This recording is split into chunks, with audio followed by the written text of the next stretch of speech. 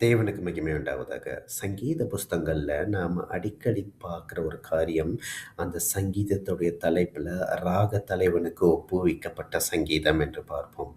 இந்த ராக தலைவன் ஆங்கிலத்துல கொயர் மாஸ்டர் அப்படின்னு எழுதியிருக்க பார்ப்போம்.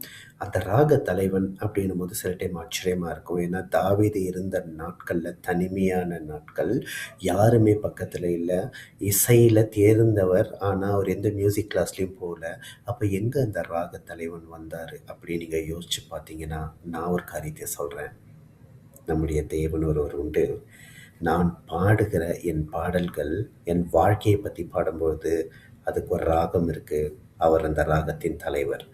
இப்பொழுது அந்த ராக தலைவனுக்கு ஒப்புவிக்கப்பட்ட ஒரு பாடல், ஒரு ஜெபம், ஒரு விண்ணப்பம், ஒரு காரியம்னு அந்த ராக தலைவனுக்கு ஒப்புவிக்கப்பட்டு, அப்பொழுது ஒரு பாடல்களையோ உங்கள் ஜெபத்தையோ ஏறெடுக்கும் பொழுது, அந்த ராக தலைவனை நீங்கள் அழைக்கும்போது, உங்கள் ராகம் இனிமையாய், உங்கள் வாழ்க்கை இனிமையாய் முடியும். அதனால ராகத் தலைவன் அடுத்த முறை நீங்க படிக்கும்பொழுது, அந்த ராகத்துடைய தலைவரே கர்த்தர் தான் அப்படின்னு புரிஞ்சுட்டு படிங்க. இன்னும் தெளிவான விளக்கம் கிடைக்கும், பதிலும் கிடைக்கும். தேவன் ஆசீர்வதிப்பாராக.